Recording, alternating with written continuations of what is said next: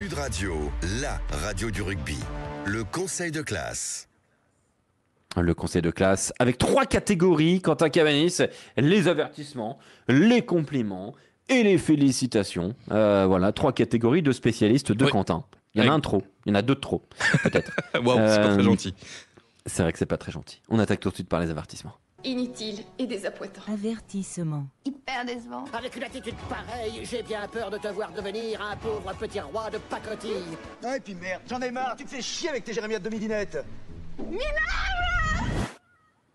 Pas contente. Quentin Cabanis, avertissement à qui ? Moi j'ai mis mes avertissements au rugby landais, plus précisément à cette équipe de Mont-de-Marsan qui s'est inclinée face à Soyaux-Angoulême 16-6.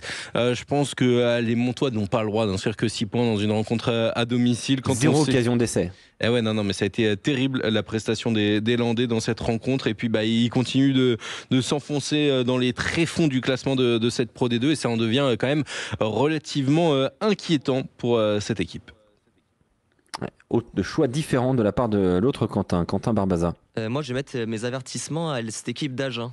Agen qui, je le semble, est en train de retomber un peu dans ses travers. Ils ont perdu 27-23 sur leur pelouse face à Oyonnax ce week-end. Première défaite de la saison pour eux à domicile.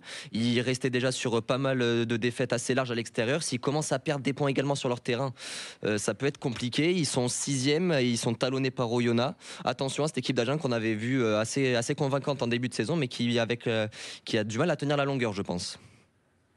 Je vais devoir donc faire un choix, parce qu'il faut trancher, je suis le trancheur ce soir, entre Mont-de-Marsan et Agen. Moi je le mets à Mont-de-Marsan, je rejoins Quentin, parce que oui, Agen qui perd pour la première fois de la saison à domicile, c'est la première fois. C'est pas bien, mais Mont-de-Marsan, l'inquiétude elle est quand même énorme. On parle d'un club qui a développé son stade pour aller chercher le haut de la Pro D2 et qui est en train de se poser la question peut-être d'une possible descente en nationale, quoi. Donc attention, parce que Mont-de-Marsan, c'est une des plus grandes écoles de formation du rugby français. Il y a de l'inquiétude monument dans les Landes. Ah bah c'est un grand monument, effectivement, Mont-de-Marsan. Donc je te rejoins, Quentin. Avertissement au Stade Montois Rugby. Place maintenant en compliment. Comment est-il? Très charmant, très gentil, très bien élevé, très bien, très talon rouge. Vraiment gentil. Oh, très gentil, très gentil. Oh. Compliment. Avouez que vous êtes doué. Vous êtes très doué. Très gentil, hein, très très très gentil. Je sais plus dans quoi c'est, peut-être dans Oscar. Peut-être. Grande pièce de théâtre et grand film. Quentin Cabanis, compliment à qui ? J'ai mis mes compliments à une équipe qui recevait, une des rares équipes à recevoir qui s'est imposée aujourd'hui, les Bretons, pour le succès de cette soirée. 29 842 spectateurs exactement au stade.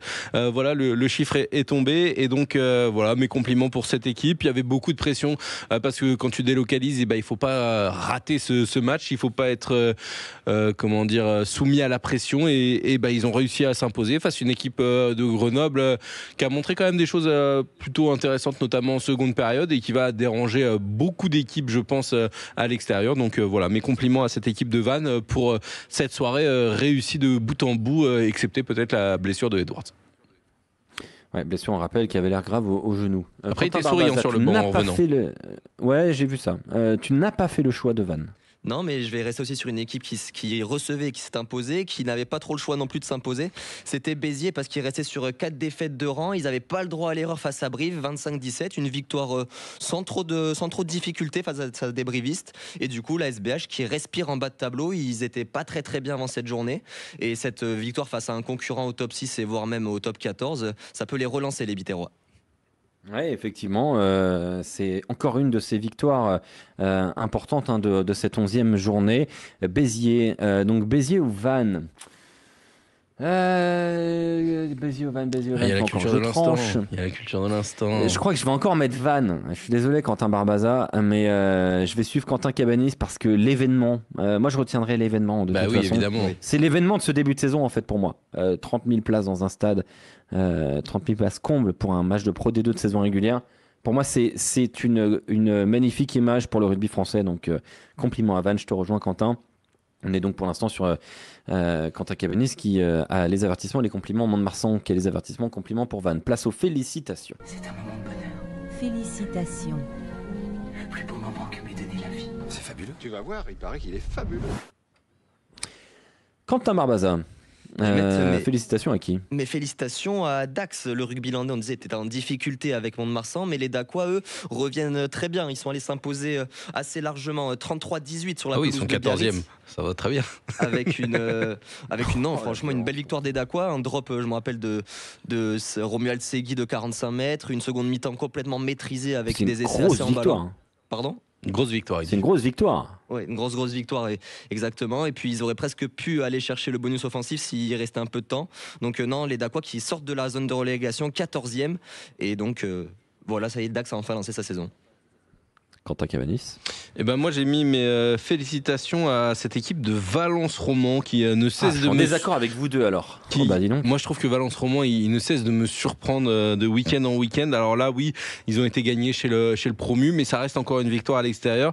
Ça confirme leur excellent début de saison. Pour moi vous êtes complètement à côté de la plaque. Pour moi c'est l'équipe surprise du début de saison. Valence Roman, je te le dis. Aujourd'hui, Aix-en-Provence qui est mené 31-10 et qui va gagner 32-31 à Aurillac, ça vous dit rien? Oui, mais t'es mené 31-10. Alors oui, c'est énorme, c'est un comeback.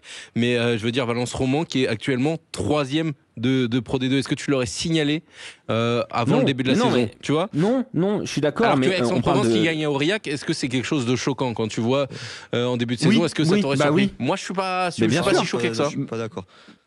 Je pense que moi, gagner je trouve Aurillac, que c'est énorme quand même gagner Aurillac. Était en forme, il restait sur plusieurs bonnes performances, il s'était presque coché sur leur calendrier, je pense, d'aller gagner à Aurillac. Eh oui, ils sont sur leur 3e victoire de suite, etc. Alors que, je sais pas, mais pour Valence Roman, aujourd'hui, est 3e de Pro D2. Je valide le choix de Quentin Barbaza, Dax, qui a mes félicitations pour une grande victoire à Biarritz, 33-18. C'est juste pour pas que j'ai pas un perfect. Pour cette, tu sais pas faire de toute façon, très belle soirée de Pro D2 qu'on a vécu ensemble. On va se retrouver évidemment la semaine prochaine. Tout de suite, c'est Brigitte Lay. Belle soirée à tous.